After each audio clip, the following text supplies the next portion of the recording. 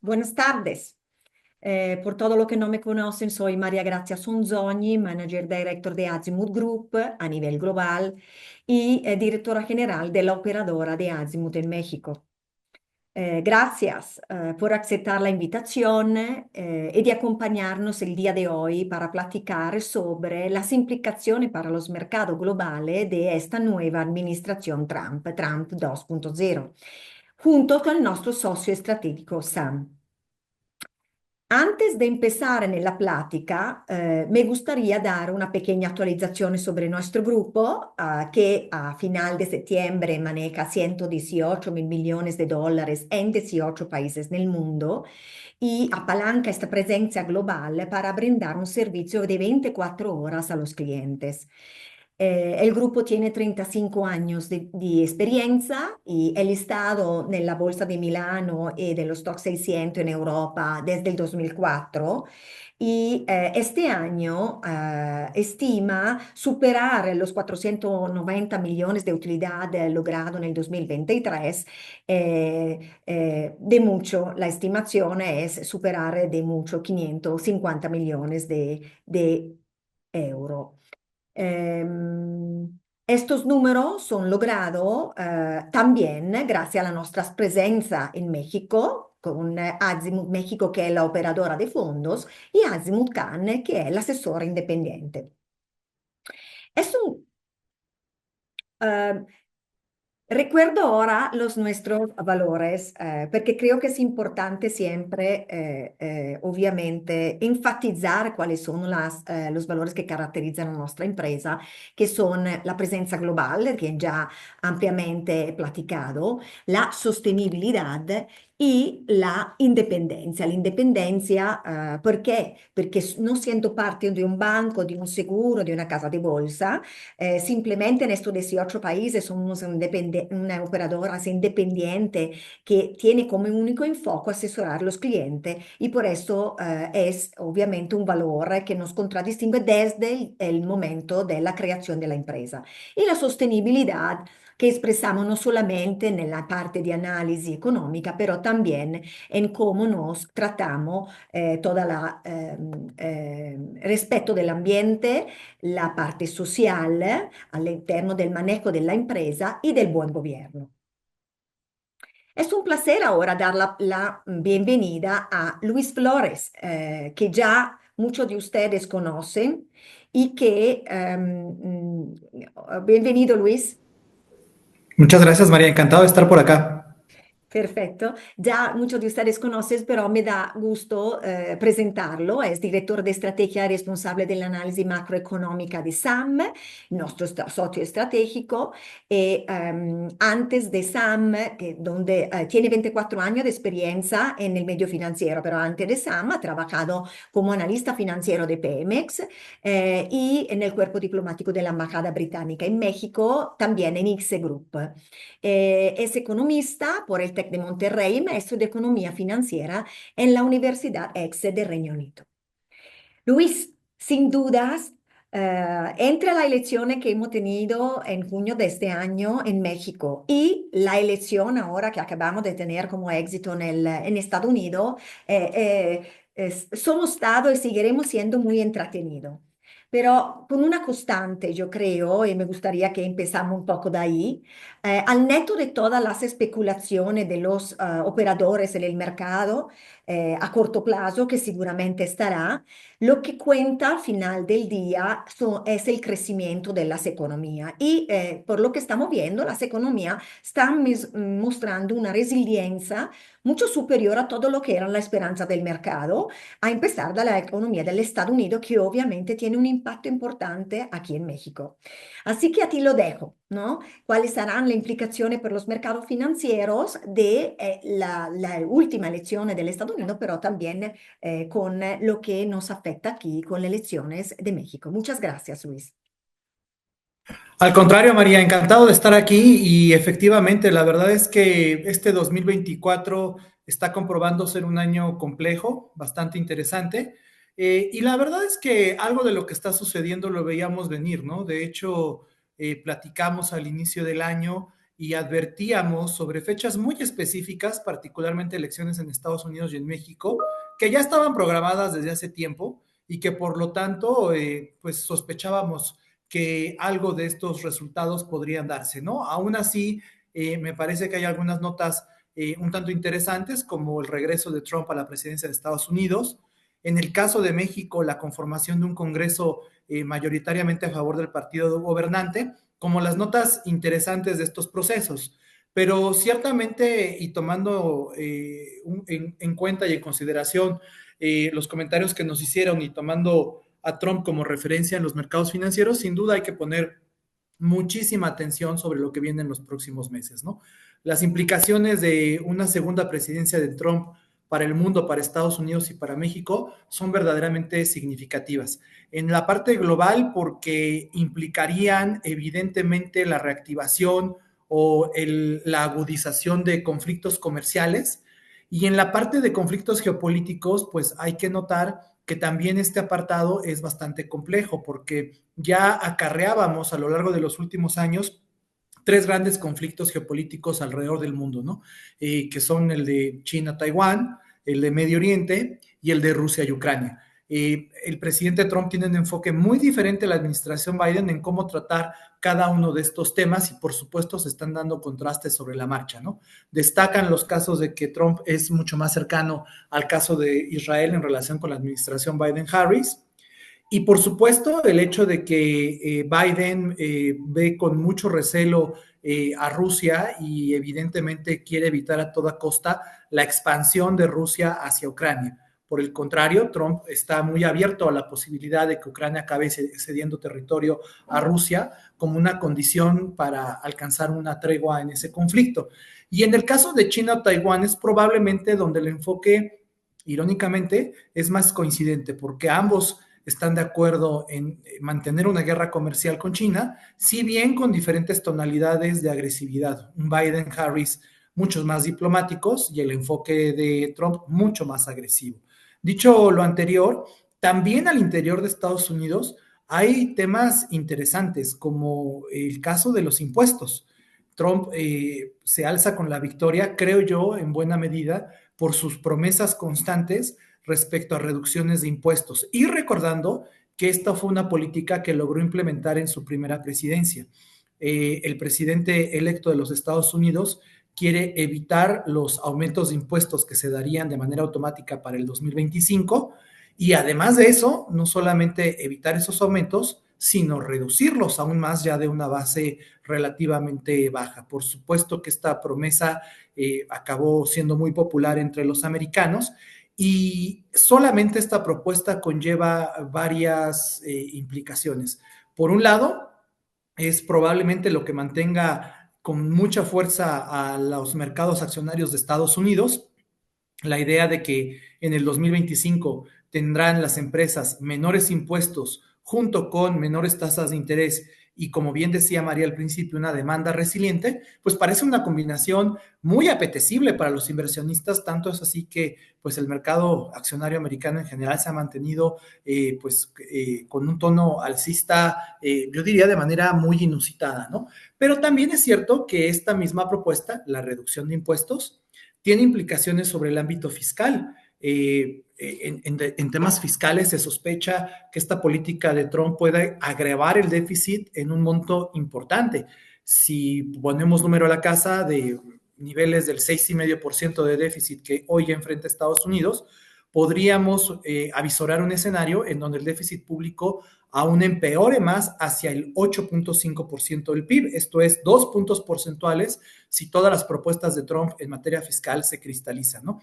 Y es por eso que particularmente en septiembre, octubre y parte de noviembre vimos mucha volatilidad sobre los bonos del Tesoro, estos instrumentos de los cuales tenemos una referencia como ser muy seguros, muy estables, pues en realidad tuvieron una volatilidad muy importante porque dentro de la plataforma política de Trump, esto en particular preocupa hacia el tema de los bonos del Tesoro. Hay que recordar, sin embargo, que en los últimos días ya el presidente electo de los Estados Unidos confirmó pues su nominación para secretario del Tesoro y este personaje cayó bien a los mercados porque si bien apoya las políticas de Trump, se piensa que es una persona que estará moderando algunas de estas medidas y por lo tanto ser un poco más equilibrado, disciplinado con el mercado y con el déficit, ¿no?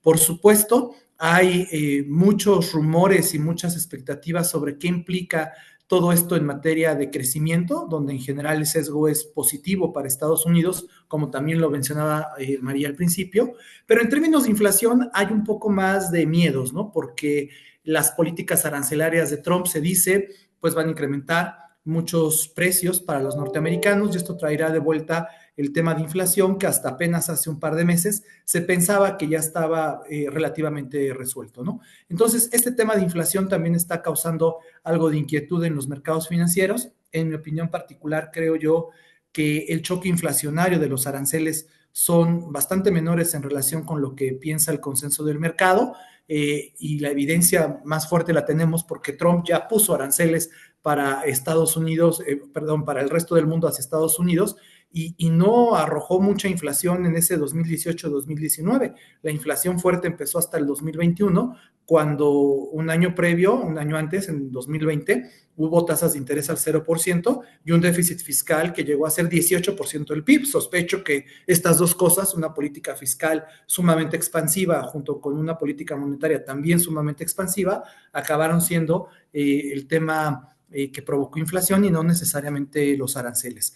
Y en el caso de México, por supuesto, que pues nuevamente tendremos que ir a sufrir por el acuerdo comercial que tenemos con los Estados Unidos, pasando evidentemente por amenazas y por capítulos amargos en cuanto a temas de aranceles, como ha sucedido esta semana, y evidentemente a cambio hacer nuestra tarea en lo que respecta en materia de seguridad, de migración, el caso de China, el caso del narcotráfico, que son grandes temas a tomar en cuenta, ¿no? Trataré de desglosar algunos de estos temas de la manera más sencilla y evidentemente al final tendremos oportunidad de llenar vacíos si es que los hay, ¿no? Empezaría, y nuevamente muy acertada la intervención de María al principio, porque creo que pone un tema en la mesa que es totalmente cierto. El crecimiento económico a nivel mundial se sigue calificando como resiliente. Para que nos demos una idea, la economía mundial podría crecer este año poco más del 3%, que no es un número malo, notando que además dentro de este concierto mundial, China ha venido perdiendo potencia, la segunda economía más grande del mundo. La realidad es que más allá de China, buena parte de las economías, incluyendo las europeas y las americanas, han logrado librar una recesión. La eurozona se pensó que en algún momento tenía peligro de entrar en una recesión profunda, pudo haber rozado ese fenómeno, pero la realidad es que hoy por hoy empieza a asomarse de nueva cuenta, pero particularmente el caso de Estados Unidos llama la atención. Tan solo el día de ayer, al tercer trimestre del año, la economía americana se reportó con un crecimiento de 2.8% a tasa trimestral anualizada. Estamos hablando de la economía más grande del mundo, que moverla en esa velocidad es verdaderamente impresionante y la apuesta está a que este año la economía americana pueda crecer precisamente poco menos de un 3%. Y para el siguiente año, como se ve ahí en el gráfico de mano izquierda, inclusive la apuesta está a que siga creciendo del orden del 2%, ¿no? Entonces, pues no son números para nada malos, para nada flojos.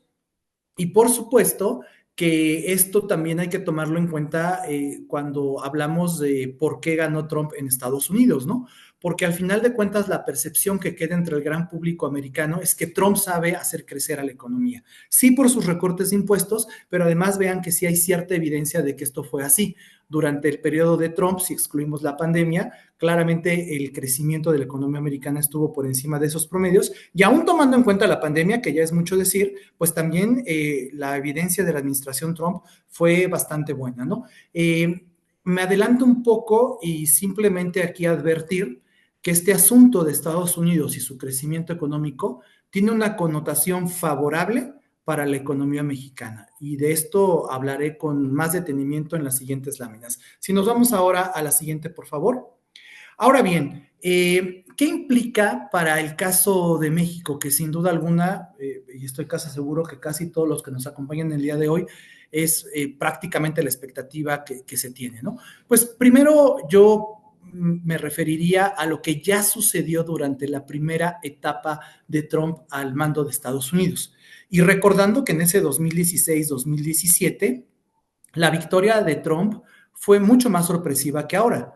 En aquellos momentos, apenas unos días antes de la elección presidencial en la Unión Americana, Hillary Clinton encabezaba las encuestas y realmente se dio una voltereta con un final sorprendente, donde Trump se alzó con la victoria y por lo tanto en su momento fue mucho más impresionante la reacción. En esos momentos les recordaría, nuestro tipo de cambio pasó prácticamente en línea recta a perder pues cerca de un 10-12% en unas cuantas jornadas. Les recordaría que en esta ocasión, cuando se confirmó la victoria de Trump, al día siguiente la moneda mexicana se apreció, ganó frente al dólar, con lo cual claramente fue una diferencia brutal. Y muy importante recordar que en aquel momento los índices de confianza se hundieron y prácticamente colapsaron en México. Por supuesto, los empresarios a mano izquierda empezaron a temer que nos íbamos a quedar sin NAFTA. Esa era la promesa de campaña de Trump. México se va a quedar sin acuerdo de libre comercio. Hay incluso evidencia en libros publicados donde se dice y se describe cómo esa carta de terminación incluso ya estaba redactada en la Casa Blanca esperando solamente la rúbrica de Donald Trump, lo cual finalmente no se dio, como todos saben. Y por supuesto que los consumidores también estaban muy nerviosos al respecto e incluso ahí a mano derecha vemos cómo se cae esa confianza del consumidor en el caso de México. Noten ustedes, sin embargo, que los datos duros de producción industrial a mano izquierda en color rojo o los de consumo a mano derecha en color verde, en realidad no siguieron la secuencia de lo que anunciaba la confianza, ya sea del productor o el consumidor. Es decir, hubo mucho desánimo, hubo mucho temor, pero la producción y el consumo se mantuvieron creciendo más o menos en los parámetros que ya lo venían haciendo esas variables económicas de México. ¿Por qué? Pues porque al final de cuentas fuimos descubriendo que muchos de los temores y de los miedos que teníamos sobre Trump se quedaron en eso, en amenazas, en temores, en miedos, y que sobre la marcha pudimos ir descubriendo que estábamos en una negociación comercial e incluso fuimos el primer país que literalmente arregló su problema comercial con Estados Unidos. Noten inclusive que en realidad lo que se dio después, en el 2017-2018, incluso fue hasta un repunte en la confianza de ambos indicadores y nuevamente con la producción y el consumo manteniéndose más o menos a flote, porque precisamente en esos momentos la economía americana marchaba y marchaba bastante bien a colación de los recortes de impuestos de Trump. Finalmente, cuando llega la pandemia, se hunden los índices de confianza y ahí sí que nos vamos para abajo y con fuerza, porque en ese momento también Estados Unidos estaba metido en una recesión.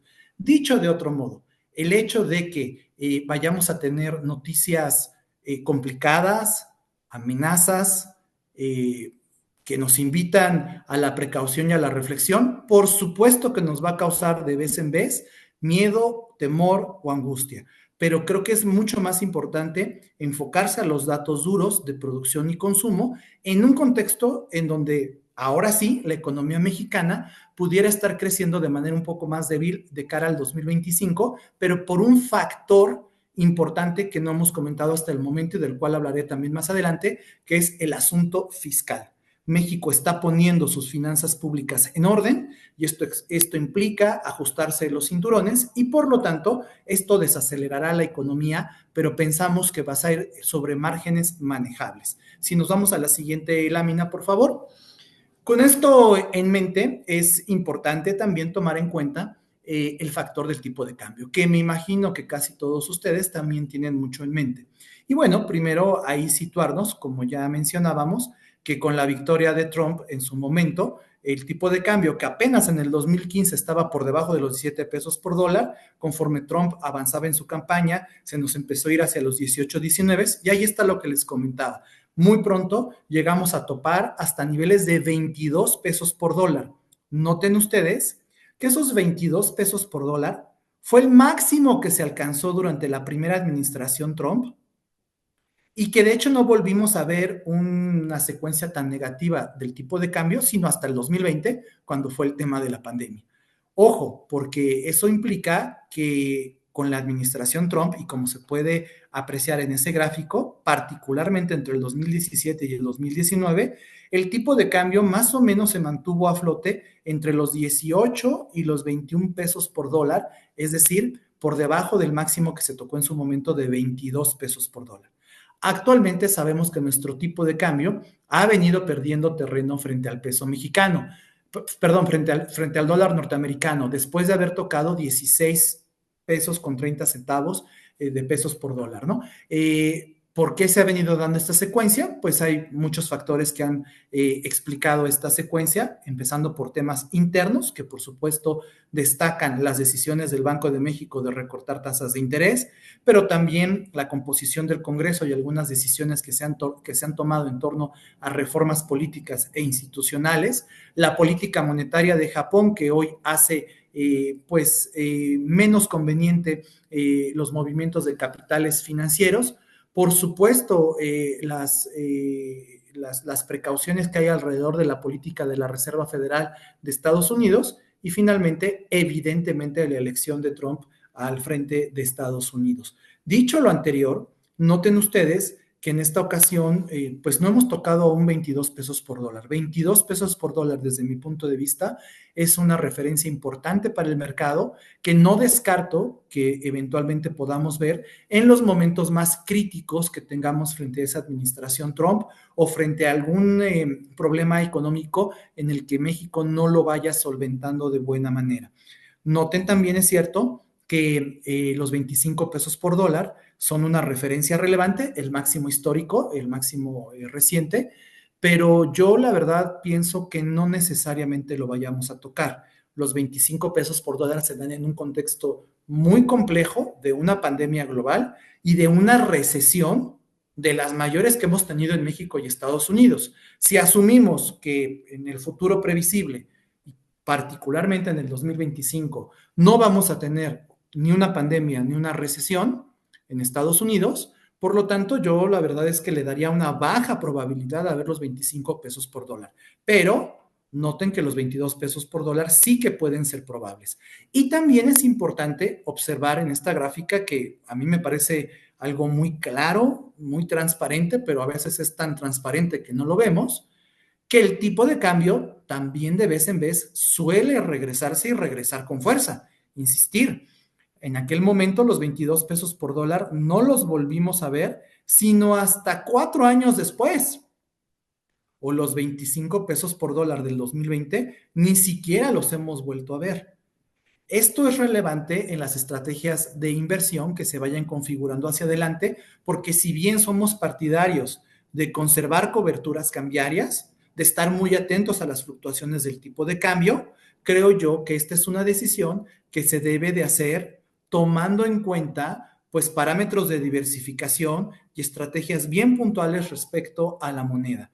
El tipo de cambio va a estar volátil, nos faltan todavía varios meses, si no es que un par de años, de constantes fluctuaciones de nuestra moneda mexicana. Si nos vamos a la siguiente, por favor, me gustaría hacer este mismo comentario del tipo de cambio con un poco más de tecnicismos, sin querer tampoco hacer inentendible la plática. Pero recuerden que la moneda mexicana, como cualquier activo financiero, puede ser objeto de una evaluación. Esto es, todos sabemos que hay un precio de mercado, pero también hay un precio teórico de lo que puede valer un activo financiero. Y esto es relevante porque a partir de esto es que los mercados financieros ponen mucha atención sobre cuál es el precio teórico de un bono o de una acción, y por eso es que compran o venden pensando en que dicho activo financiero está caro o está barato. Lo mismo lo podemos hacer con la moneda mexicana frente al dólar. A mano izquierda tienen este ejercicio en donde la manera de leerlo es que arriba del gráfico la moneda mexicana está muy cara respecto a lo que debería realmente de valer en teoría. Y por el contrario, por debajo del gráfico, el gráfico indica que ahí la moneda mexicana está muy débil, mucho más débil de lo que los fundamentos de la economía mexicana lo hacen meritorio. ¿Por qué es importante esta secuencia? Porque lo que nos podemos dar cuenta es, primero, que recientemente, particularmente en este 2024, cuando hablábamos de un superpeso, los 16 pesos con 34 centavos que llegamos a tocar La realidad es que ahí el peso mexicano estaba sumamente caro, mucho, mucho más caro, mucho más fuerte de lo que debería respecto a sus fundamentales.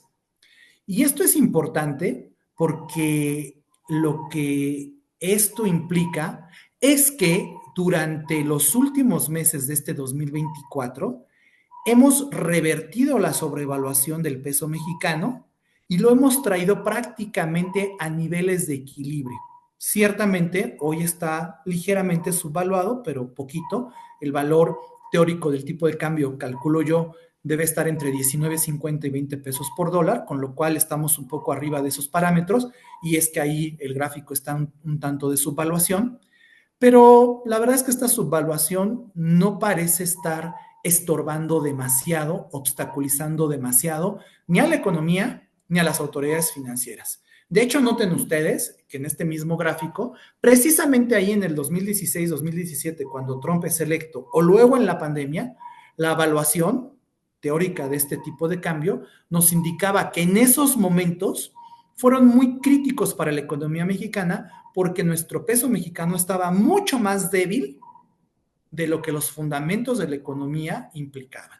Y por lo tanto, y yo creo que no coincidentemente, en esos dos periodos, y esto lo pueden contrastar claramente con información pública, pero en febrero del 2017 y en abril del 2020, las autoridades financieras de nuestro país, puntualmente Hacienda, la Secretaría de Hacienda y el Banco de México, sacan comunicados donde implementan una serie de medidas para estabilizar a la moneda mexicana y que, como vimos en el gráfico anterior, pues fueron medianamente exitosas. Dicho de otro modo, pareciera ser que desde donde estamos actualmente con nuestro tipo de cambio fluctuando ya alrededor de los 20-30, ¿no? Ustedes saben que en los últimos días ha dado una voltereta porque antier se fue casi hasta 21 con las amenazas de Trump. Ya hoy con la noticia de que la presidenta ya se comunicó con Trump y Trump quedó muy contento con la llamada, se vuelve a regresar a 20-30, pero bueno, más o menos sobre estos parámetros en que se ha movido el tipo de cambio, da la impresión que faltaría un 20, un 30% más de depreciación antes de que esto hiciera mucho ruido en la economía mexicana y particularmente a las autoridades financieras. ¿Y a qué me refiero con estorbar u obstaculizar?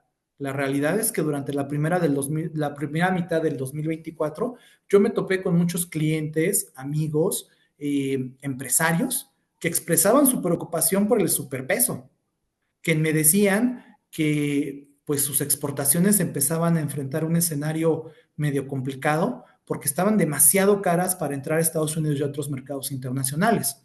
Sospecho que ahora ellos están un poco más cómodos con este tipo de cambio, que por cierto, además, pues hace un efecto como de neutralización respecto a potenciales aranceles que nos podrían tener, ¿no? Si de pronto Trump nos quiere poner aranceles en todas las mercancías de un 25% y la moneda mexicana ya se depreció un 20%, esa depreciación, pues como que neutraliza parcialmente o compensa parcialmente los efectos de los aranceles potenciales que podríamos enfrentar.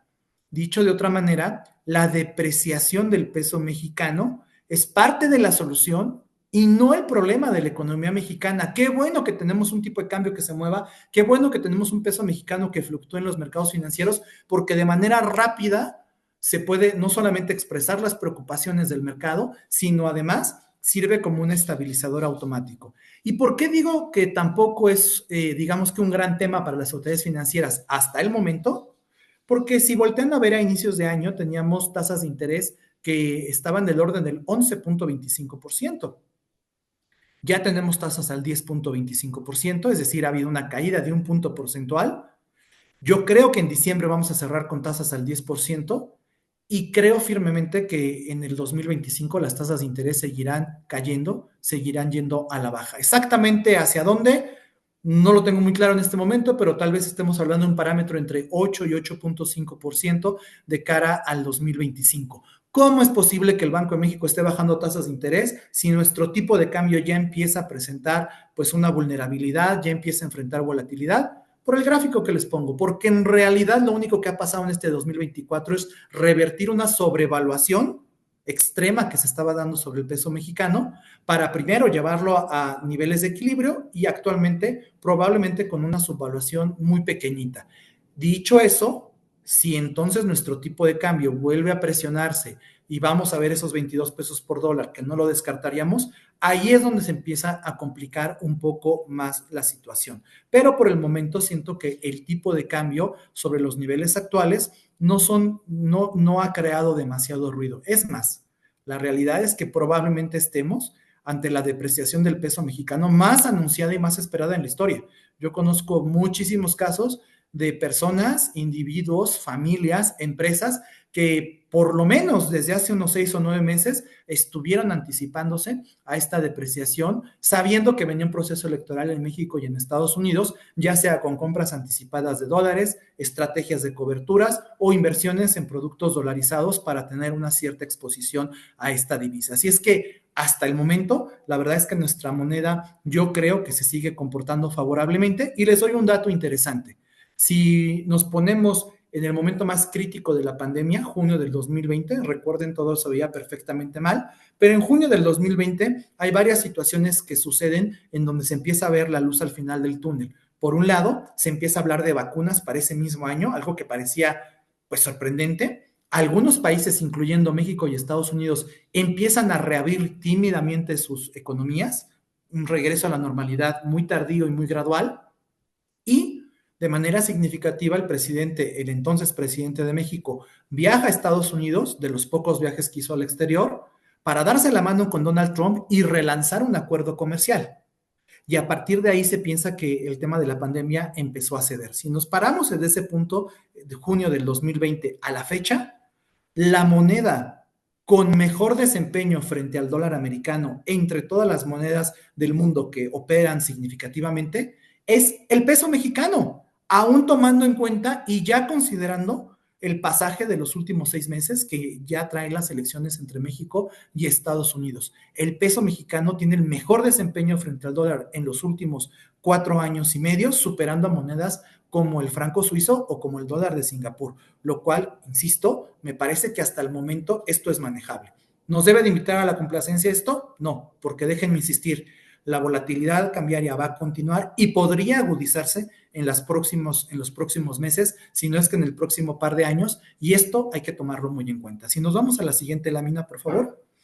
Ahora, con esto en mente, es relevante también discutir un poco lo que pasa sobre la actividad económica en México. No tengo duda que la economía mexicana va a crecer por debajo del 2% este año.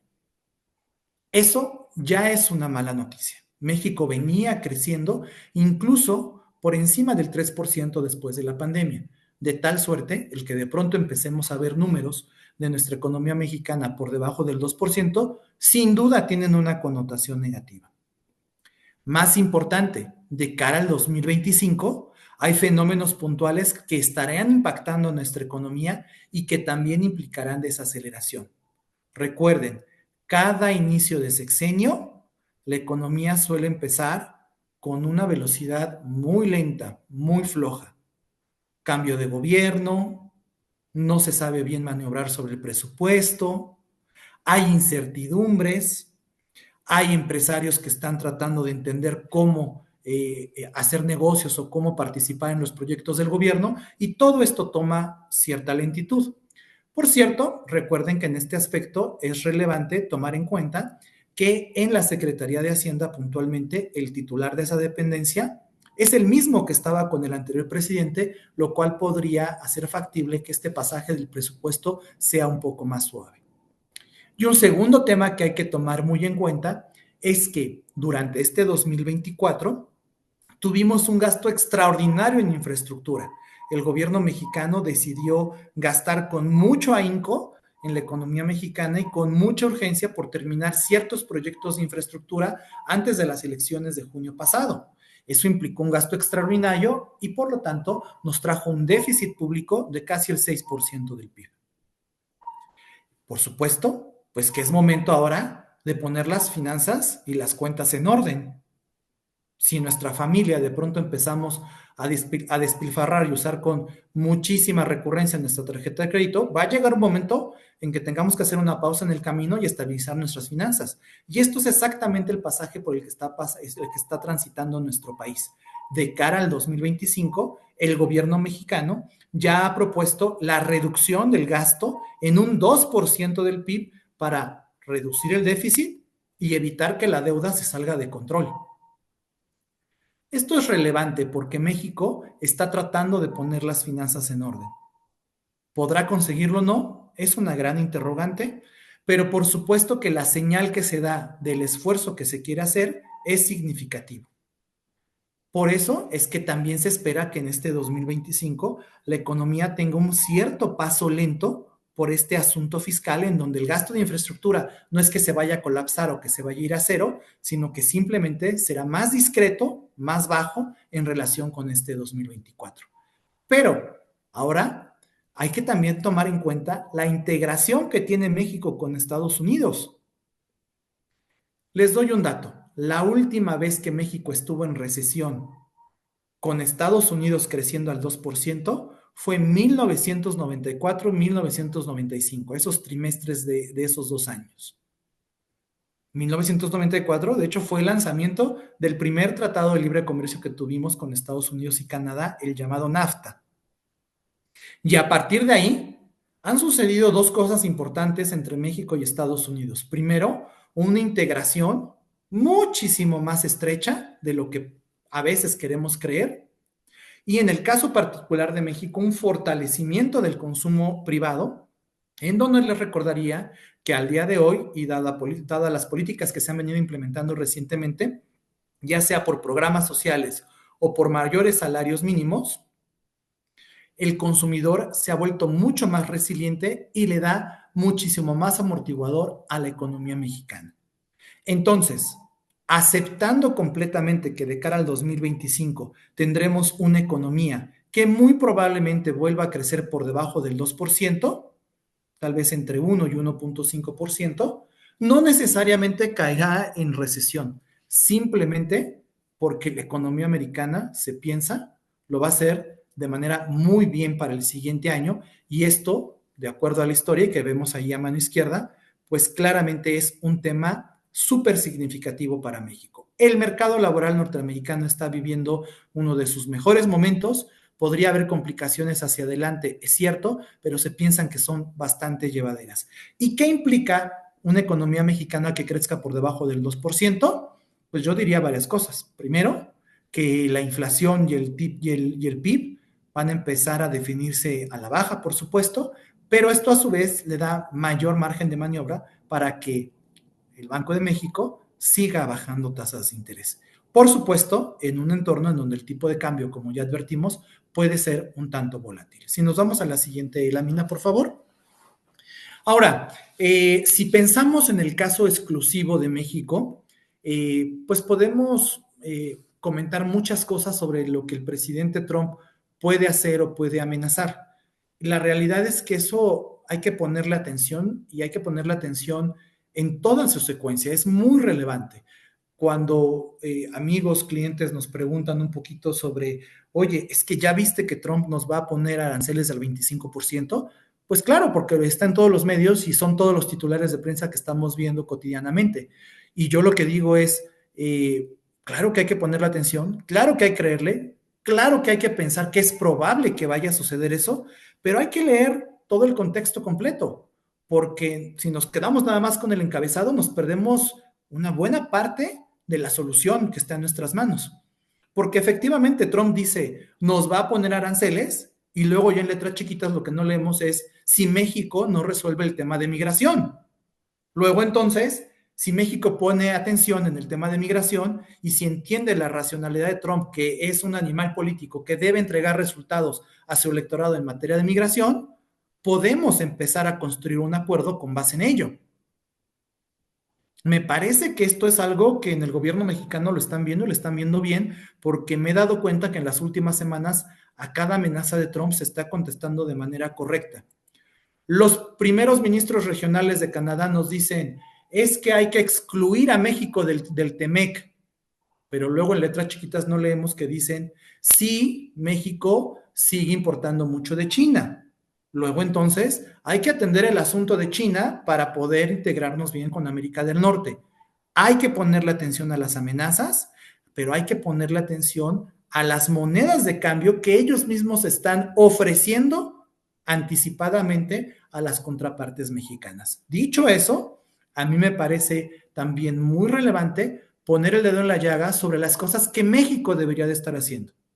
Es cierto, México tiene muchas tareas pendientes y debemos asumir responsabilidades. No podemos controlar a Trump, no podemos controlar a los políticos de Canadá o a los políticos de Estados Unidos, pero creo yo que sí tenemos más incidencia en tratar de atender nuestros propios asuntos. Y creo yo que hay tres cuestiones críticas en el corto plazo. Una de ellas es conservar el grado de inversión, lo cual pasa a su vez por reducir el déficit público y por tener un plan creíble de largo plazo. Y evidentemente sobre esto es muy relevante lo que está pasando en torno al presupuesto 2025. Como saben, el 15 de noviembre pasado el gobierno mexicano entregó al Congreso de la Unión el paquete económico que incluye la ley de ingresos, el presupuesto de egresos y los criterios generales de política económica, entre otros documentos, que estarán siendo aprobados muy probablemente pues, tan pronto como empiece el mes de diciembre. ¿Es este paquete realista y creíble? Yo diría, pues no es tan fácil dar un sí o un no así de certero, porque realmente el paquete económico se presta a irlo desmenuzando.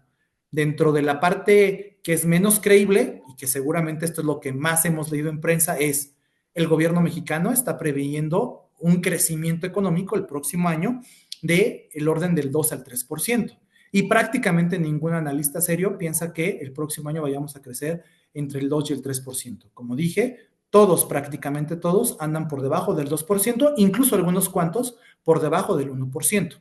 Entonces, pues ya de ahí, digamos que llevamos una crítica importante y sobre esto pues se ha dado muchas vueltas. Sin embargo, otra vez, si seguimos leyendo lo que viene en el presupuesto, podemos encontrar otras notas en donde pues probablemente el gobierno mexicano se está viendo pues muy cauto porque les mencionaría que, por ejemplo, el presupuesto que se entregó contempla un tipo de cambio para el siguiente año de 18.5 pesos por dólar. Yo no sé si alguno de ustedes realmente crea que el tipo de cambio el próximo año vaya a estar en 18.5 pesos por dólar. Si está más arriba, eso le conviene al gobierno mexicano, porque el gobierno mexicano es el principal beneficiario de los ingresos petroleros que se van de exportación. Por lo tanto, si el tipo de cambio está un poco más alto, 19, 20, 21, eso creará ingresos adicionales para el gobierno mexicano y por lo tanto, evidentemente, el presupuesto se vuelve más creíble bajo esos parámetros. El precio del petróleo lo están considerando en $53 por barril. Al día de hoy, el petróleo está en $74 por barril, la mezcla mexicana en $65 por barril.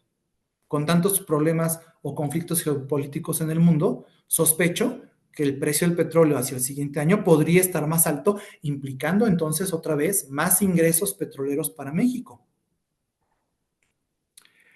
El presupuesto, además, asume que tan pronto como en enero del 2025 van a empezar y van a arrancar nuevos planes de infraestructura de planes que hay de la administración Sheinbaum, que incluyen trenes y otro tipo de infraestructura, porque como les dije, no se colapsa el gasto en infraestructura, solamente se reduce en relación con el 2024, pero la realidad es que muchos de estos proyectos necesitan permisos, evaluación de proyectos, trabajos de consultoría antes de iniciarlos.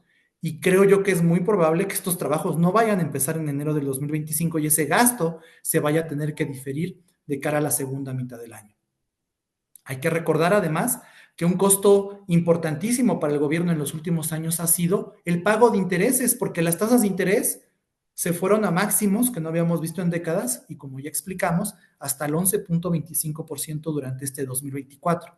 De cara al 2025, sabemos, porque el Banco de México lo ha estado preanunciando, que las tasas de interés van a ser menores. De inicio, como mencionamos, pues todas las pistas van a que este diciembre lo cerremos en 10% y el próximo año insisto, no sé si vaya a ser 9%, que será una estimación muy pesimista, o si vaya a ser 8 u 8.5%, pero eso podría implicar, dependiendo del saldo de la deuda, también un ahorro en el pago de intereses. Entonces, ante lo que estamos, es un paquete que efectivamente tiene algunos elementos muy criticables, pero otros elementos que parecen bastante más creíbles. Y más importante, los invitaría a hacer el ejercicio de dar un paso hacia atrás y dejarnos de mirar el ombligo. Es muy importante ver cómo está el mundo. Y todo esto que les voy a comentar lo pueden constatar en cualquier medio de comunicación. Francia tiene graves problemas fiscales. Moody's le advirtió ya de una rebaja de calificación. Francia no puede estar cumpliendo con sus compromisos de cara a la Unión Europea y está con bonos del Tesoro francés que están cotizando a la par de los bonos griegos. Reino Unido. Sus bonos han estado inmersos en una situación de volatilidad extrema durante las últimas semanas. La moneda se está tambaleando a causa de que no pueden corregir su déficit público. En el caso de Brasil, la moneda se está depreciando y las calificadoras le están advirtiendo que no piensen ni siquiera en regresar a hacer grado de inversión, el cual lo perdieron hace mucho tiempo y siguen ahí porque están batallando con sus problemas fiscales al ni siquiera poder estabilizar su deuda, la cual es creciente desde hace varios años. En Estados Unidos ya comentábamos que las propuestas del presidente Trump, que si bien son muy amigables con las empresas y con los consumidores porque implican reducir impuestos, podría llevar al déficit público de Estados Unidos a niveles del 8% del PIB y a una deuda como porcentaje del PIB que excedería el 100% del PIB.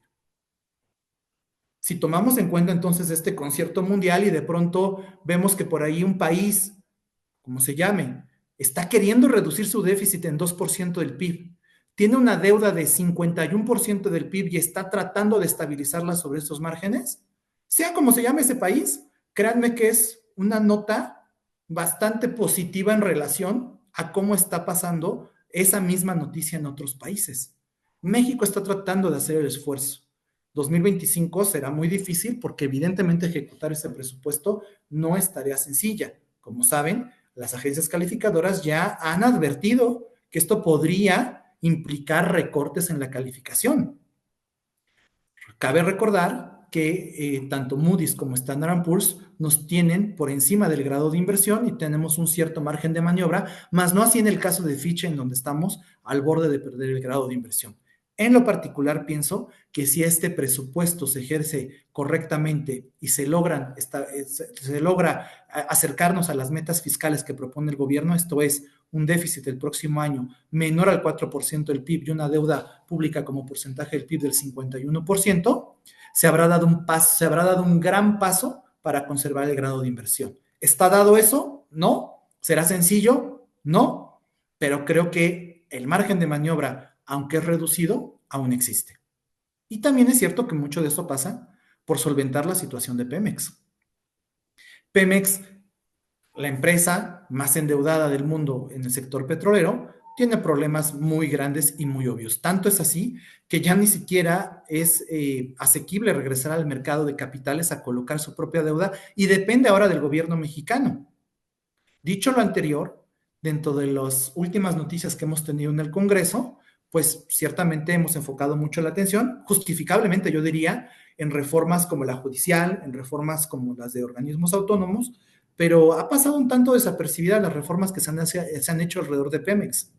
En el caso de Pemex, la denominación legal de la empresa está cambiando para volver a ser tácitamente una empresa del Estado, lo cual tiene una implicación relevante, y es el hecho de que el gobierno mexicano hoy tiene mayor control presupuestal sobre esta empresa en relación con lo que se tuvo durante los últimos, por lo menos, 10 años.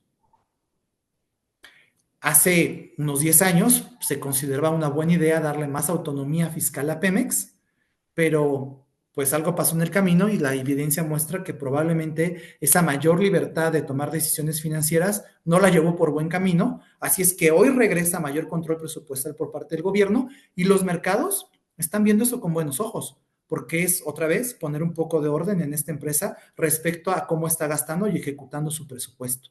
Y más aún, el gobierno mexicano ha reconocido que quiere ya poner una solución final a la deuda que tiene con proveedores, porque una cosa es la deuda que tiene con los acreedores financieros y otra es la que tiene con los proveedores, a los cuales, por cierto, les está haciendo pasar un trago amargo muy, muy malo, ¿no? Entonces, el que también se empiece a gestar una solución sobre el tema de pago a proveedores es sin duda un paso hacia adelante. Falta mucho para eso y por supuesto a finales del año estaremos muy atentos a lo que suceda en cuanto a un nuevo plan de negocios y ver cómo el gobierno mexicano logra tratar de aligerar la deuda de esta empresa, eventualmente regresarla a los mercados y posiblemente haciendo operaciones financieras que sean muy delicadas y sobre las cuales pues evidentemente hay que estar muy alertas. Y finalmente, creo que México debe de hacer su tarea en cuanto a mantener la relación comercial que tiene con Estados Unidos. Particularmente, es imperante que México mantenga sus mecanismos de resolución de conflictos. ¿Por qué la inversión extranjera, bien o mal, medianamente, lentamente, gradualmente, sigue llegando a México? Porque hay un acuerdo de libre comercio que protege a esos inversionistas y que en muchos casos los problemas comerciales, los problemas económicos y financieros entre los socios del TEMEC, entre las empresas, ni siquiera tienen que llegar a las cortes, sino que se resuelven a través de estos mecanismos del TEMEC, con lo cual mantenerlos es de vital importancia para asegurar la continuidad del acuerdo comercial. De la misma manera, canadienses y americanos nos han estado diciendo claramente que no quieren que México le hagamos trampa con el caso de China. Nada de que me traes un tornillo de China, me lo disfrazas de mexicano y entro a Estados Unidos como si fuera norteamericano. Muchísima atención sobre esto y a esto se refiere este apartado que dice lograr una cadena productiva trazable. Y sobre esto evidentemente habrá que ofrecer una propuesta sólida, integral de parte de México. Veo con buenos ojos que la Secretaría de Economía incluso ha publicado una presentación al respecto en un plan de cómo sustituir importaciones desde China. Varios clientes de nosotros que están en los sectores de manufacturas nos han contado cómo ya el gobierno mexicano se acercó para tratar de crear un plan sobre qué componentes de origen chino se pueden sustituir rápidamente desde México para empezar un plan y, por lo tanto, ofrecer a Estados Unidos eventualmente esto como una solución parcial a las demandas que sabemos que nos van a hacer los americanos y los canadienses. Dicho de otra manera, el tema de México pasa mucho, sí por lo que Trump pueda hacer o no hacer, pero creo que también pasa mucho por lo que como México, como país, estamos dispuestos a decidir y a ejecutar en materia presupuestaria, en materia de Pemex y en materia comercial. Si nos vamos a la siguiente lámina, por favor. Así las cosas, pues también es relevante recordar que si bien México ha venido perdiendo una serie de ahorros de fondos de estabilización que se tenían en el pasado, seguimos teniendo un cierto blindaje. México cuenta con un máximo histórico de reservas internacionales, con una línea de crédito flexible con el FMI que nunca se ha utilizado, pero ahí sigue. Irónicamente, una línea con el Tesoro de Estados Unidos, ¿no? Muchos de nuestros males vienen por el lado de Estados Unidos, pero al mismo tiempo el Tesoro norteamericano tiene una línea de emergencia de la cual nos podemos colgar y como ya advertíamos, los fondos de estabilización que ahora son mínimos, pequeñitos, pero siguen estando ahí, ¿no?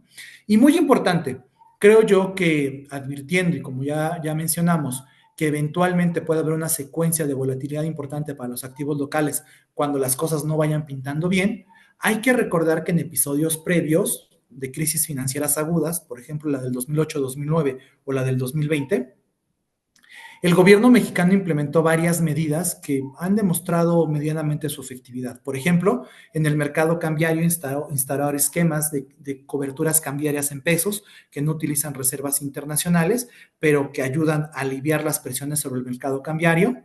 Y en el caso de los bonos M en el 2008-2009, inclusive vimos que algunas circulares de la Comisión Nacional Bancaria de Valores para fomentar una mayor demanda de parte de las AFORES. Como sea, un poquito lo que queremos aquí ilustrar es que el gobierno mexicano, las autoridades financieras, podrían desplegar una serie de acciones si es que de pronto la volatilidad financiera sigue siendo muy aguda contra México, porque algunas de las circunstancias antes descritas se van dando del lado incorrecto, del lado malo, y por lo tanto estos presagios o estas premoniciones negativas sobre México se van cumpliendo.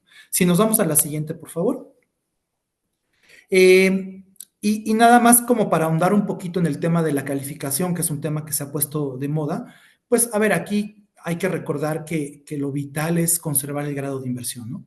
Hemos venido batallando con conservar nuestro grado de inversión, sí, porque desde hace tiempo Fitch, Moody's y Standard Poor's nos han venido bajando la calificación, no es algo nuevo, prácticamente desde hace varios años esto se ha venido dando como una secuencia negativa hacia el caso de México, y por lo tanto es vital que de ahora en adelante pues restablezcamos un poco el equilibrio presupuestario como se intenta, al menos en este presupuesto del 2025. Moody's, como saben, ha ya puesto su perspectiva en negativa. Esto no significa que el recorte de calificación se haya materializado, ni que sea inminente, ni que sea pronto. La propia calificadora ha advertido que quiere ver cómo se va ejecutando ese presupuesto del 2025 y, por supuesto, también ver cuál es el desenlace respecto a la historia del TLC con Estados Unidos. Evidentemente, esta, junto con otras calificadoras, opinan que es preocupante algunas de las reformas que se han dado en el Congreso y de los cuales, pues, es un tema importante a consideración. Standard Poor's ha estado un poco callado, pero va muy de la mano con Moody's, y noten ustedes que Fitch se mantiene estable desde hace tiempo, pero es probablemente la agencia a la que más le debamos poner atención, porque si Fitch nos da un downgrade o nos da una rebaja de calificación, ahí perdemos el grado de inversión. Si Moody's y Standard Poor's nos dan una rebaja de calificación, a pesar de que sea una noticia mala, seguiríamos conservando el grado de inversión, dada sus sistemas de calificaciones.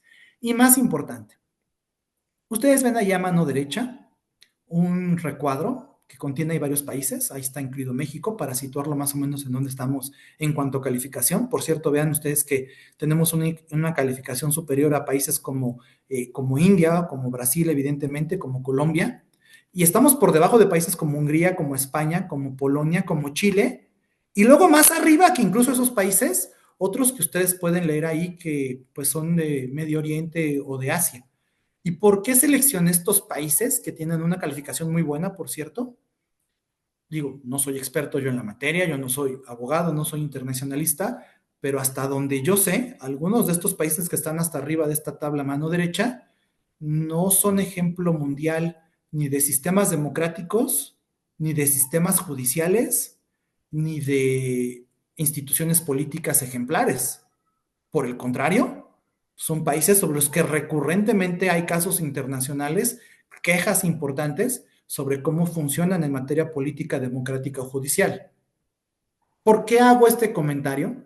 Porque si bien es cierto que hay que poner mucha atención a lo que pasa en México respecto a ciertas reformas que han venido dándose en los últimos meses, las cuales son muy importantes, las cuales no minimizo en lo más mínimo, ni mucho menos invito a la complacencia, quiero hacer el punto y quiero argumentar que probablemente las agencias calificadoras en lo que más se fijan es qué tan buen pagador de deuda eres.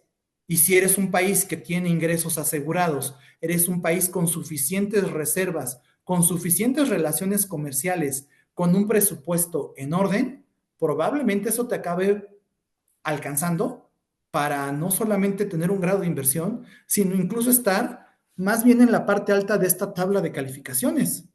De otro modo, lo que quiero decir es que si México en el 2025 logra solucionar de forma adecuada sus problemas presupuestarios de Pemex y de relación comercial con Estados Unidos, creo que es muy probable que nos quedemos con grado de inversión.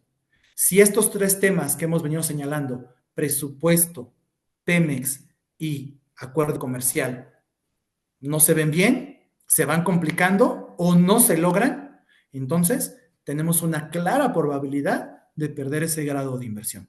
En la siguiente lámina, por favor. Y déjenme también ahondar un poquito sobre el caso del TEMEC. La realidad es que desde antes de Trump, este ya era un asunto de interés.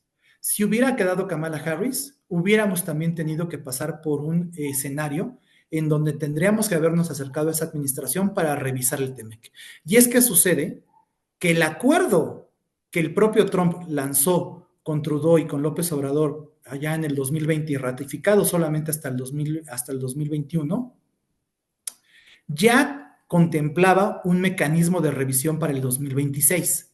Pero ojo, esa revisión era o se contempla relativamente sencilla. ¿Por qué? Porque bastaba con que los presidentes o los secretarios de Economía o de Comercio se sentaran a revisar una lista de pendientes y sobre eso se fuera trabajando, sin tener que volver a abrir todo el proceso de negociación, particularmente a los poderes legislativos de cada uno de los países. Desafortunadamente, la propuesta de Trump sí es renegociar, y renegociar implica volver a abrir todo y que los parlamentarios o senadores de cada uno de los países intervengan. Y eso ya lo hace más complicado, politiza más el camino y evidentemente hace más larga la solución. Noten, sin embargo, que a pesar de las amenazas recientes de Trump sobre esta materia, me gustaría que reflexionáramos en relación a que hoy la propuesta de Trump es, de inicio, renegociar el acuerdo comercial. En contraste con lo que tuvimos en el 16-17, que era México se va a quedar sin NAFTA.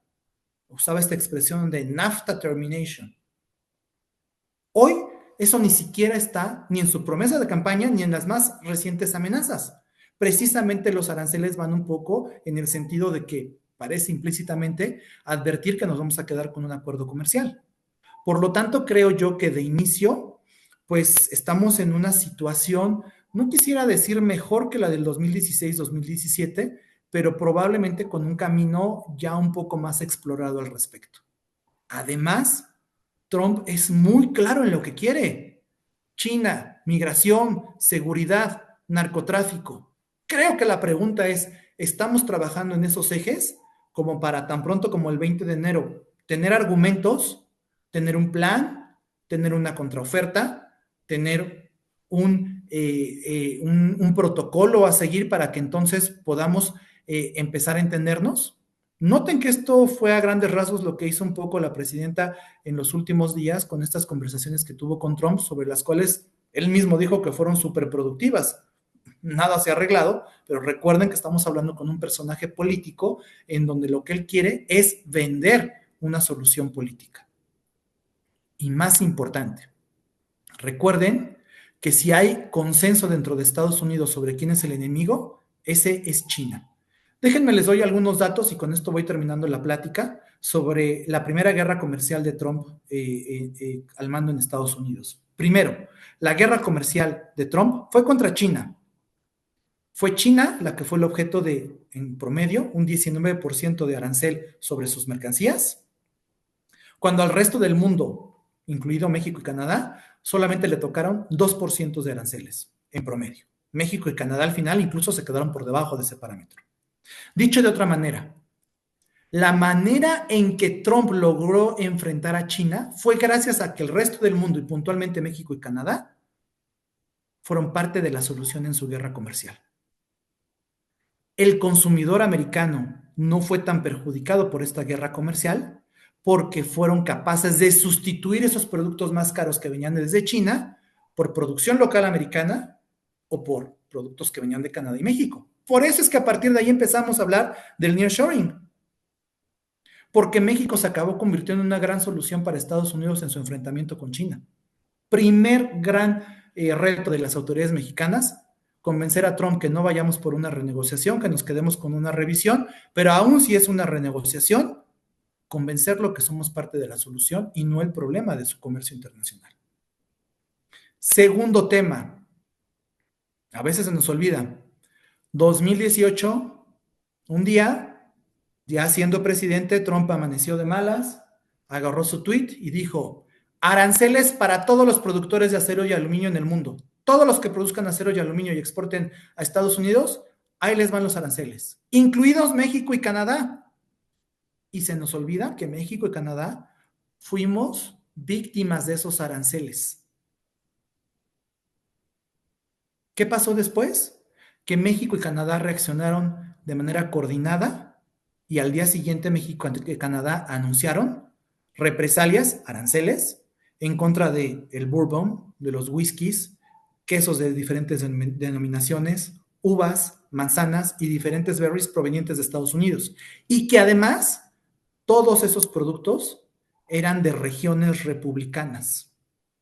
Menos de 2 o 3 meses después, esos productores americanos se fueron a quejar con Trump de que estaban teniendo dificultades en la colocación de su producto en los mercados internacionales porque México y Canadá los estaban obstaculizando.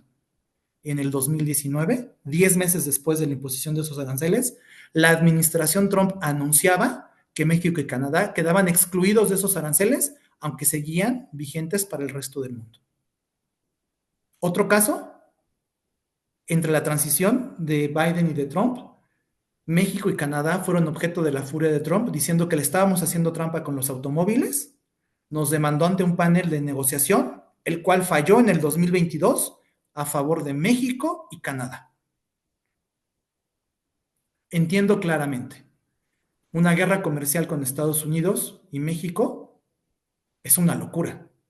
Es un enfrentamiento entre David y Goliat y sabemos de antemano quién la lleva de ganar.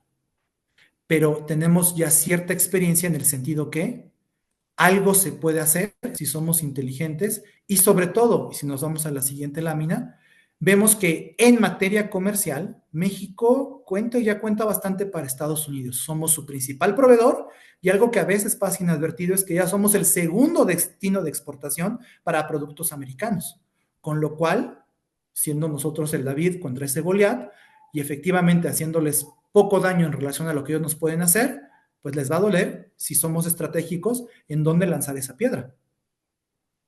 Al final, y déjenme concluyo con esto, creo que los mejores aliados de México acabarán siendo los empresarios americanos. En este último tweet o en este último threads que lanzó Trump contra México y Canadá de 25% de aranceles en contra de México, mientras que la bolsa norteamericana volaba por todas las expectativas que hay positivas respecto a Trump, a algunas empresas americanas no les iba tan bien, como Ford o General Motors, quejándose ante Estados Unidos de que los aranceles les iban a ser muy problemáticos por sus fábricas, sus grandes fábricas que tienen en México. En el 2016-2017 yo mismo atestigué alguna ronda de negociación y me di cuenta claramente que los mayores impulsores de este acuerdo comercial eran precisamente las empresas americanas, porque sabían de antemano que sin China como parte de su cadena productiva, México es la solución mucho más apetecible que tienen en su horizonte. Así es que creo que en este apartado es donde probablemente soy más positivo y siento que nos vamos a quedar con el acuerdo comercial, aunque advierto y acepto claramente que el camino va a ser complicado.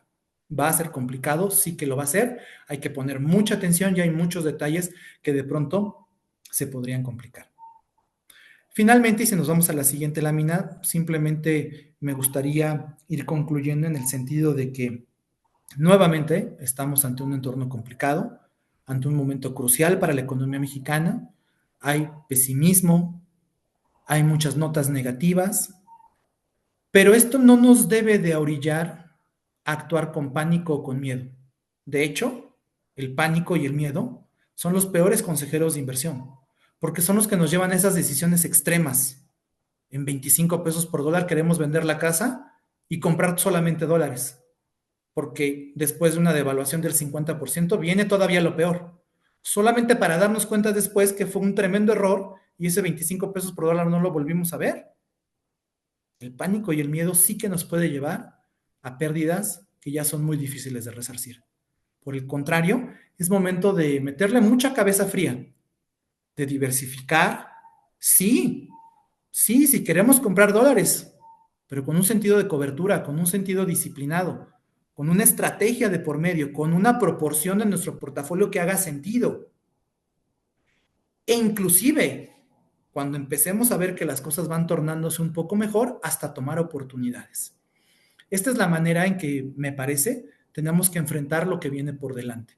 Y la verdad es que, haciendo alusión un poco a las palabras de nuestra anfitriona María al principio, hace mucho sentido el tener este acompañamiento de expertos y de profesionales de inversión que les pongan a su disposición los diferentes instrumentos, las diferentes soluciones que se podrían dar en este entorno. Después de todo, y con esto termino, la siguiente lámina, por favor, recuerden, perseguir a los mercados es una labor sumamente ardua. Nunca vamos a atinarle al momento preciso de vender o comprar. Tratemos simplemente de que nuestro portafolio esté lo más diversificado posible, que esté lo mejor asesorado posible, que cumpla con nuestras expectativas en cuanto a la relación riesgo y rendimiento, en vez de estar en este circuito que a veces parece en tono de broma, pero es que cuando las cosas están más caras, es cuando queremos comprar, y cuando las cosas están más baratas, es cuando queremos vender, cuando la lógica indica exactamente lo contrario. Y es que el miedo y el pánico se apoderan de nosotros de vez en vez y nos nublan la vista y nos hacen tomar muy malas decisiones. Por eso la invitación me parece a que sigan siendo bien asesorados por los profesionales de Azimut, que tomen en cuenta todos los productos financieros que tienen a su disposición y que con eso nos blindemos, se equipen bien de cara a un 2025 que por lo menos, eso sí, María, va a estar entretenido. Muchas gracias por la atención y evidentemente, María, quedo pues a sus servicios. Si hubiera comentarios y preguntas, encantado de tomarlas. Sí, gracias, Luis. Sí, hay preguntas. Yo quiero completar lo que es este mensaje finales con concretamente qué podemos ofrecer. Y es una de las opciones, como bien ha dicho Luis, siempre mejor diversificar, no agir con el pánico, pero una de las soluciones que tenemos son los fondos de fondo multimarca que tenemos a disposición en los últimos 12 meses, noviembre, finalmente se ve el poder de la diversificación verso un fondo gubernamental corto plazo, porque todos los conservador, moderado o agresivo han dado rendimiento doble dígito verso el gubernamental corto plazo, que por razones que tú has explicado muy bien, empezará a perder un poco de appeal porque la tasa estimada por el año que entra, por lo que se refiere a Banxico, es alrededor del 8. Pero yo ahora iría leyendo algunas de las preguntas, porque sí, estamos un poquito retrasados con los tiempos, pero voy en orden, ¿no? La primera era, ¿cuáles serían las acciones o las recomendaciones si el peso se devalúa más? ¿Qué deberíamos hacer? Y en particular modo lo legan al hecho que podríamos perder el grado de inversión. No, allora, tú fuiste muy claro, ¿no? Yo no quiero que tú vayas a repetir todo, pero hoy hay muchas variables que se tienen que considerar para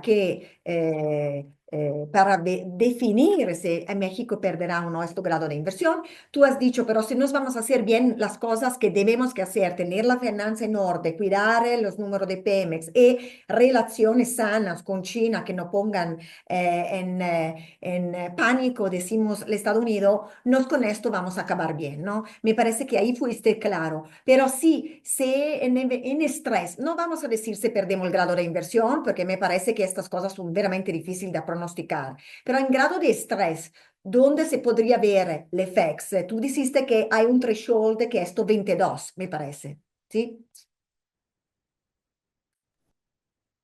Sí, María, yo creo que eso sí, digamos que lo tenemos claro, pero a ver, déjame comentar un poquito sobre la secuencia que se podría dar, un poco con base en la experiencia de países que han perdido el grado de inversión.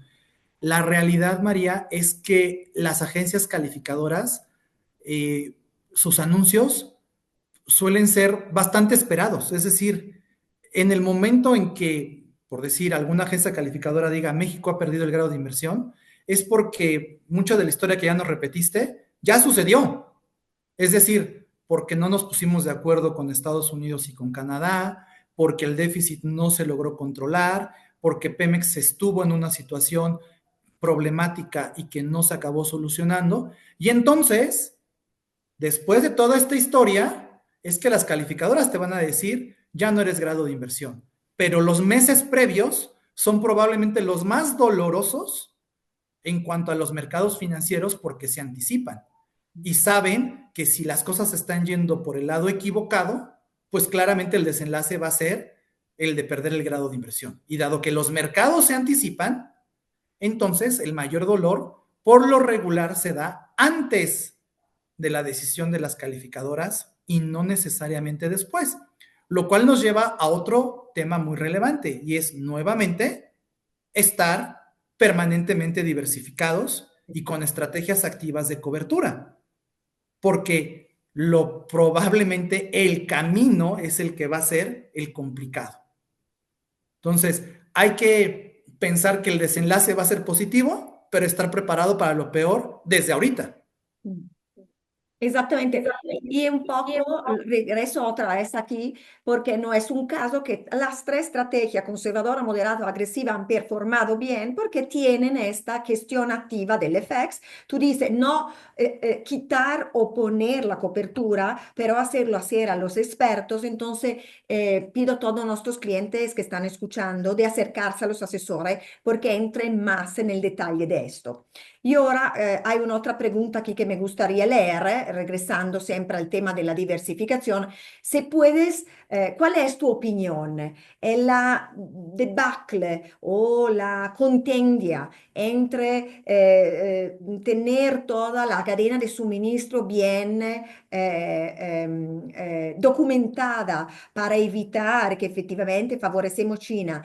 ¿Es posible? Tú dijiste que ya el gobierno se está acercando a las empresas, pero según ti, ¿es posible? ¿Será posible hacer esto? Y dijiste también una otra cosa importante, que los privados, las empresas privadas, jugarán un papel muy importante aquí. Sí, sí creo que es muy posible, muy probable atender esos requerimientos, pero otra vez con inteligencia y con mucha coordinación con las empresas mexicanas también.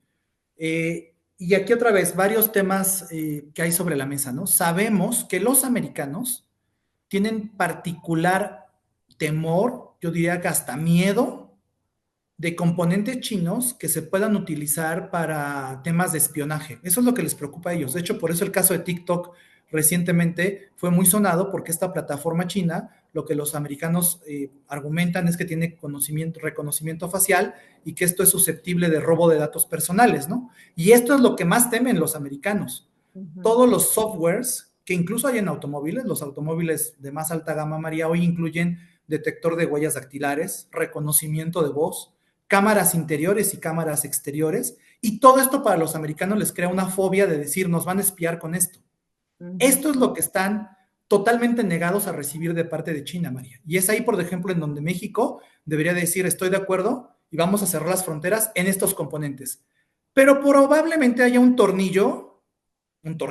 clavo, que salga mucho más barato producirlo en China, que ni México, ni Canadá, ni Estados Unidos tienen o pueden desarrollar, pero que México sí puede importarlo y decirle a Estados Unidos, no te preocupes, no te lo voy a vender así, sino va a estar sobre productos que tú me digas en donde sí se puede instalar este clavo o este tornillo, entra a Estados Unidos, tú puedes vender la idea que políticamente no está entrando allá, aunque el componente sí está en algún producto de manera minoritaria en un producto norteamericano. O bien, se puede optar porque por algunos productos, algunos insumos, incluir una especie de acuerdo arancelario.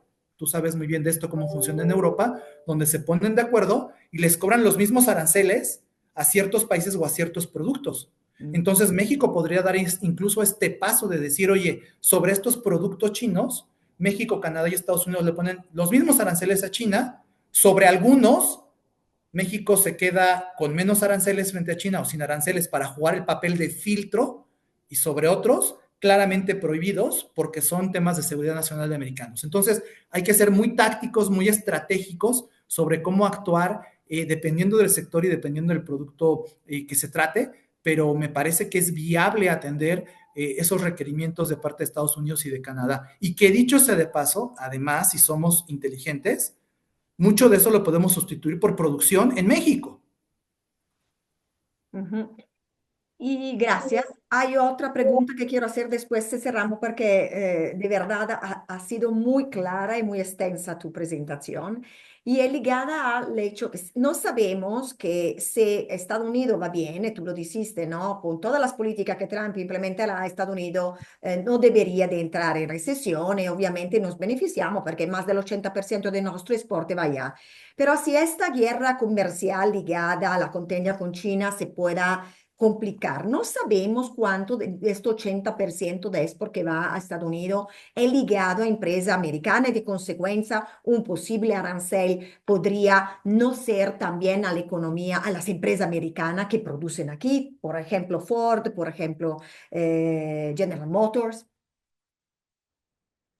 A ver, no tengo el dato con precisión, María, no sé exactamente cuánto sea el porcentaje, pero lo que sí te podría decir es que, por ejemplo, si hablamos por sectores de la parte agropecuaria, aquí hay, digamos que está muy dividido y sí hay muchos locales que serían netamente afectados negativamente de parte de México, porque ese sector agropecuario, piensen en las grandes empresas que dominan ese sector, son de origen mexicano y por lo tanto ahí sería muy efectivo los aranceles de Estados Unidos y curiosamente serían muy contraproducentes para el consumidor americano. Si hablamos del sector industrial y del sector manufacturero, María, ahí sospecho claramente, y de hecho esta expresión la ha utilizado el secretario de Economía Marcelo Ebrard, es darse un balazo en el pie. Muchas empresas manufactureras, directa o indirectamente, son de origen americano y por lo tanto, muchas de sus operaciones en México son para exportar hacia Estados Unidos. Si realmente todas esas empresas piensan que librar los aranceles de Trump es regresar a Estados Unidos, la realidad es que en el tema laboral, María, el costo se les vaya a las nubes, con lo cual parecería una solución como the worst solution, ¿sabes? O Y sea, tendrían que anacronística optar por una, también.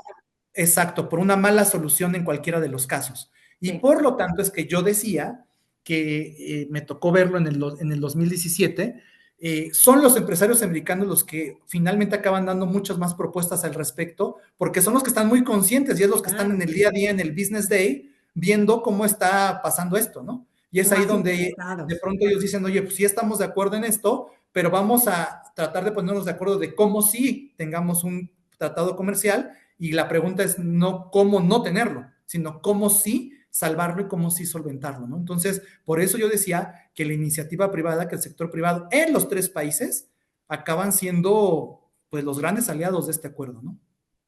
Perfecto, gracias Luis. Yo veramente agradezco todo por la atención. Gracias a Luis por esta explicación. A mí gustó personalmente, lo quiero repetir como tú empezaste esto speech diciendo que los choques inflacionarios ligados a aranceles, según ti, son menos inflacionarios de lo que el mercado y la gente común opine, porque si miramos a lo que pasó en la Trump 1.0, nel 18-19 no hemos visto tensione inflacionaria y los aranceles empezaron allá. Por lo tanto, eso me gusta como mensaje porque no tratamos de no ver las cosas futuras ligadas a lo que ha pasado, pero en modo inteligente aprender del manejo de la emotividad para llegar a construir portafolio diversificado que con el tiempo, el horizonte temporal pagan. Chiaramente estamos en un momento donde los bancos centrales bajan las tasas y diversificar paga aún más. Hemos visto que regresó también el poder de diversificación del dólar, entonces tener productos globales ayuda y con esto mensaje solicito aún más los clientes a llegar cerca, acercarse a los asesores que obviamente platican con Luis y con todos los expertos de inversiones que somos muy afortunados de tener constantemente y pueden asesorarlo del modo correcto. Así que gracias a todos por la atención. Mi personal agradecimiento a ti, Luis. Encantado, como siempre, María, de participar con Asimut. Muchas gracias a los clientes, a la audiencia y bueno, pues a la orden y ya saben que somos socios de mediano largo plazo y aquí estamos para lo que se ofrezca. Súper. Bonita tarde. Chao.